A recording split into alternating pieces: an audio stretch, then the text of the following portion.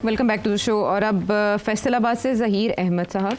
हालिया जो इन्होंने रिलीफ दिया है आवाम को, पेट्रोल की कीमत में कमी की है और फिर बिजली की कीमतों में भी इसने जो है वो काफ़ी हमें इस गवर्नमेंट ने रिलीफ दिया है। और ये जो अभी हाल ही में ये जो समिट हुई है सरमायाकारी के हवाले से, बलोचिस्तान की मिनरल्स के हवाले से, जिसमें आर्मी चीफ भी शामिल थे, तो आप समझते हैं कि ये इकदाम नून लीग की जो सियासी साख है उसको बेहतर बनाने में मुआवन साबित हो गए, या ये फिर किस हद तक इनकी साख जो है वो बहाल हो पाएगी? ज़रा काइंडली इस पर रोशनी डालिए। भाई साहब, SIFC और नून लीग की गवर्नमेंट तो लगी हुई है ना, और जैसे आपने अभी खुद ही कहा कि ये कुछ ऐसे एरियाज़ हैं जहाँ कामयाबी हासिल हुई है, and I think they are at it, and I think good luck to them, because मुल्क के लिए अच्छी बात है अगर ऐसे इक़दाम कामयाब होते हैं। अभी आप सुन रहे हैं कि मिनरल डेवलपमेंट के ऊपर भी काम हो रहा है, आप सुन रहे हैं कि नई गैस फील्ड्स के लिए भी कंसेशंस दी जा रही हैं हमारी गैस वगैरह को, एंड सो ऑन। तो ये these are all good developments. कल को यहाँ मिनरल्स जिसके बारे में ये कहा जाता है कि $1 ट्रिलियन की रिजर्व्स हैं, एंड परहैप्स मोर, और इसी तरीके के साथ गैस एक्सप्लोरेशन हो रही है, कल को कोई बड़ी रिजर्व्स निकल आएँ तो आपका तो your country will start flying, आप you will become another Dubai. Well, I mean, you know, but certainly you will get a great start. तो इसलिए I think this is a good combination of SIFC and Noon League. अफसोस इस बात का कि PTI जो है वो अपोज कर रही है कि हर इसी किस्म के इनिशिएटिव्स को, बिकॉज उनको दुख ये है कि उनका लीडर जेल में है और वो हर किस्म के हरबा इस्तेमाल करेंगे प्रेशर डालने के लिए on the Noon league SIFC combination या कॉम्बो। तो वो अपनी सियासत कर रहे हैं, बट मेरा ख्याल है वो कामयाब नहीं हो रही। तो शायद अच्छी बात है वो कामयाब नहीं हो रही। कामयाबी अगर उनको चाहिए तो सियासी बातें करें जिसमें मुल्क का नुकसान ना हो और उनका फ़ायदा हो जाए, और ऐसी स्ट्रेटजी इख्तियार करें जिसमें एज आई सेड मुल्क का नुकसान ना हो। ठीक है। और अब अदील, जिन्होंने पहले भी एक सवाल पूछा, उन्हीं का एक और रेलेवेंट क्वेश्चन लाहौर से। सेठ साहब, मैं आपको दूसरों की तरह वज़ीर आज़म या सदर तो नहीं बनाना चाहता, लेकिन मैं ये ज़रूर चाहता हूँ कि आपको इख्तियार दिया जाए कि इलेक्शन में रिफॉर्म की जाए। इसमें ज़रूर प्लीज़ एडवाइस कीजिएगा कि किस तरह से इलेक्शन को शफाफ बनाया जा सकता है। मुझे बताएं कौन सी इलेक्शन इस मुल्क में साफ़ और शफाफ हुई है by international standards, except the one in 1970। बाकी तो सारी इलेक्शन जो है मोर और लेस इल्ज़ामबाजी तो लंबी हुई है। मैं समझता हूँ 2013 की इलेक्शन भी काफ़ी साफ़ शफाफ थी। मगर अब बात यह है कि कैसे अगली इलेक्शन को साफ से शफाफ रखा जाए। देखिए, इसके दो तरीके, दो इसके पहलू हैं। एक है एडमिनिस्ट्रेटिव और एक है सियासी। अब जब तक सियासी जो पहलू है वो रिजॉल्व नहीं होगा कि इस्टेब्लिशमेंट का रोल क्या है, सियासी जमातें एक दूसरे को टॉलरेट कितना करना है, कितना कर सकती हैं, लिव एंड लेट लिव है, गवर्नमेंट्स को कंप्लीट करनी है टर्म, ये सारे जो रूल्स ऑफ द गेम है जब तक ये सेटल नहीं होते तो ये लड़ाई झगड़े चलेंगे और हर इलेक्शन जो है वो जैसे कहते हैं दाग होगा उसके ऊपर, बिकॉज कोई ना कोई घपला होगा, हर या सियासी जमात करेगी या इस्टेब्लिशमेंट करेगी। This is one of the reasons. तो पहले तो ये है कि पॉलिटिकली हमें रूल्स ऑफ द गेम जो है which is constitutional rules of the game, और उसमें बिल्कुल कोई शक नहीं है खान साहब को ऑन बोर्ड होना पड़ेगा। खान साहब जो है इस वक्त ऐसे बातें करते हैं जैसे उनके लिए आइन भी कुछ नहीं है और सियासी जमातें भी कुछ नहीं, सबको फारग करें और वो एक वन पार्टी स्टेट रूल करे। That's not acceptable. तो खान साहब को भी अपने हाई हॉर्स से, घोड़े से नीचे उतरना पड़ेगा अगर आप समझते हैं कि इलेक्शन फेयर चाहिए उनको। तो पहली बात। दूसरी बात ये एडमिनिस्ट्रेटिव में भी आपने देखा जो गवर्नमेंट आती है वो चाहती है कि यार कोई इस तरीके से एडमिनिस्ट्रेटिव मेजर्स किए जाएँ जिससे उन्हें कोई एज मिल जाए। इसीलिए वाहिद मुल्क है, इंडिया में नहीं है, हमारे और भी मुल्कों में नहीं है कि neutral governments, care taker governments बनानी पड़ती है, बिकॉज एतमाद ही नहीं होता। मगर अब सूरत हाल ये है कि केयर टेकर गवर्नमेंट्स भी जो है ना उनके ऊपर भी इल्ज़ाम लगने शुरू हो गए, क्योंकि उसमें भी इस्टेब्लिशमेंट का हाथ होता है, किसको लगाते हैं या नहीं लगाते, या जाने वाले लोग वो क्या करते हैं क्या नहीं करते। तो इसलिए मेरा ख्याल है इसमें establishment, government, opposition all have to sit and rules बनाने पड़ेंगे जिसके साथ जो भी इलेक्शन हो वो उसके ऊपर दाग ना लगे, और फिर उसके बाद जो भी रिज़ल्ट आता है उसको माना जाए। अब इसमें पहला कदम तो ये है कि election commission of Pakistan, it should be very strong, it should be very independent, और उस वक्त तक जब तक ये इंडिपेंडेंस उसकी अश्योर नहीं हो जाती तो उस वक्त तक सेटलमेंट नहीं होनी चाहिए। मगर आपने देखा कि फ़खरुद्दीन इब्राहिम साहब की इलेक्शन कमीशन 2013 में बड़ी इंडिपेंडेंट थी, अच्छी इलेक्शन हो गई, तकड़ी थी, मगर 2018 में और 2024 में इलेक्शन कमीशन वाज वीक, और आपने देखा फिर क्या हुआ। इसी तरीके से रूल्स ऑफ द गेम नहीं थे 2018 में या 2024 में। तो you know these are the problems. But इसमें बेसिक इशू यही है कि अगर नीयत ठीक हो तीन लोगों की, तीन major stakeholders, the main parties, the establishment and the judiciary.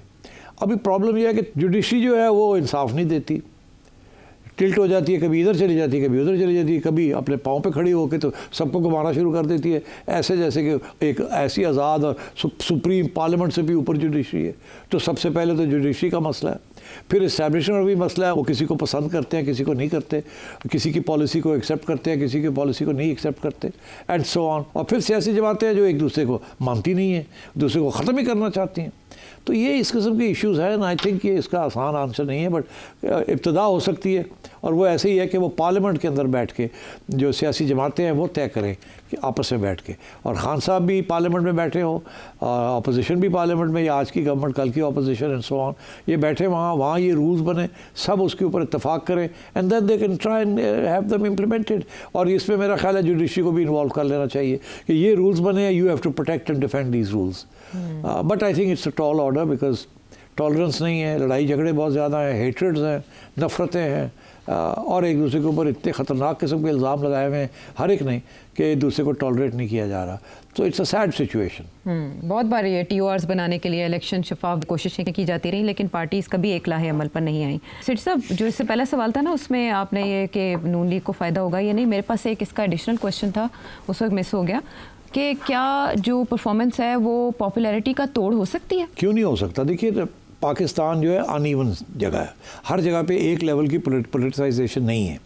Punjab में और किस्म की पोलिटिसाइजेशन है, KP में और किस्म की है, सिंध में और किस्म की है, बलूचिस्तान में और किस्म की है। Different issues are important in different areas और प्रोविंसेस।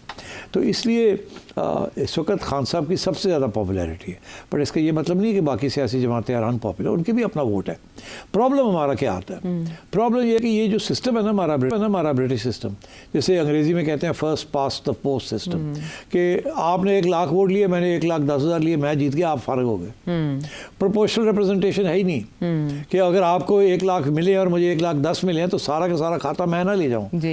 ये बड़ी लॉपसाइडेड बात हो जाती है। पता चला जी कि आपको 6 मिलियन वोट्स मिले हैं इलेक्शन में और मुझे मिले हैं 6 मिलियन पॉइंट 15 से 2 लाख ज़्यादा मिल गए हैं, तो आपको पार्टी वाइप आउट होगी और आप सारे ले गए हैं। ये भी हो जाता है। तो ये I think you need to change these rules. Proportional representation अगर आप करें तो you will have a much better representation. अब ये है कि क्या ये जो सब कुछ हो रहा है इसमें फ़ायदा हो सकता है?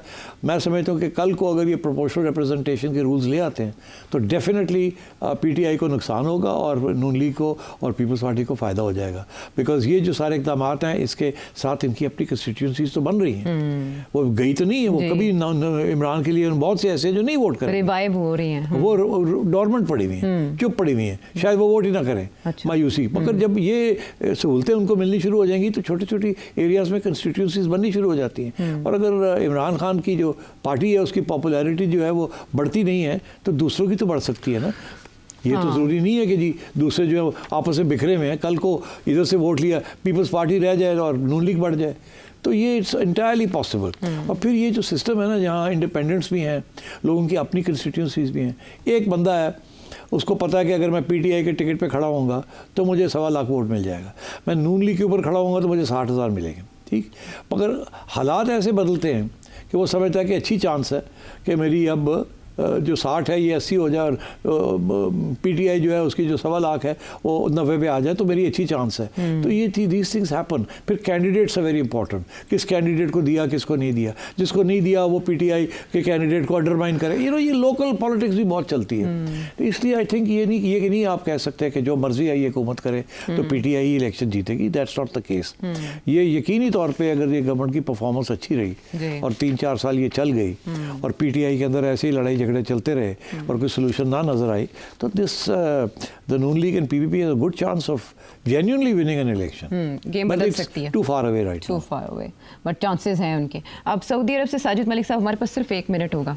सर पीटीआई की सोशल मीडिया टीम और यूट्यूबर खास तौर पर जो बैरून मुल्क बैठे हैं, पीटीआई सर जब भी मुज़ाकरात की तरफ बढ़ती है एस्टेब्लिशमेंट के साथ, ये सोशल मीडिया टीम और यूट्यूबर उनके पीछे लग जाते हैं, उनको गद्दार, मुनाफिक, यजीद कहने लग जाते हैं। अगर सर ये चाहते क्या है? क्या ये चाहते हैं खुदा न खास्ता इमरान खान लंबी जेल में रहे, या खुदा न खास्ता को उसके साथ जेल में कोई हादसा पेश आ जाए जिसके बाद ये उसका मकबरा बनाएं, चादरें चढ़ाएं, कवाली करें और इनका बिजनेस एक लंबे अरसे तक चल सके? इस पर सर तजिया दें आखिर ये चाहते क्या? और पीटीआई इससे लातलकी का ऐलान क्यों नहीं करती? पीटीआई को या इमरान खान को इसके बारे में क्यों नहीं समझ आ रही?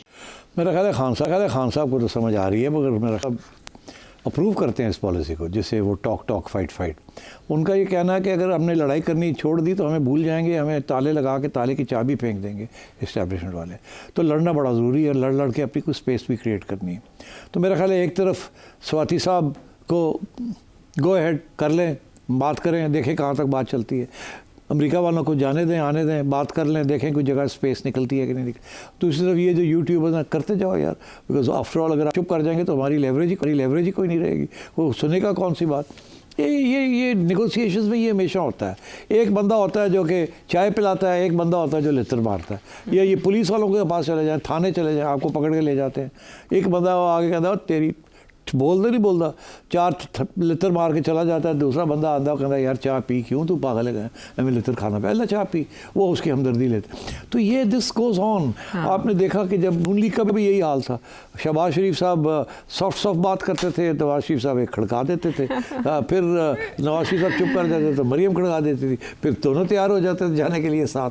तो इधर भी वही खाते खुले हुए। ये किसी न किसी स्टेज पे वो कहते हैं पानी अपने लेवल पे आएगा, और वो वक्त अभी आया नहीं है। वो वक्त उस वक्त आएगा जब एस्टैब्लिशमेंट किसी किस्म के प्रेशर के अंदर आएगी। अभी वो प्रेशर नहीं आया। हमारा वक्त आ गया इजाजत लेने का। हमारे ऊपर प्रेशर आ गया है कि अब अलविदा काफिला।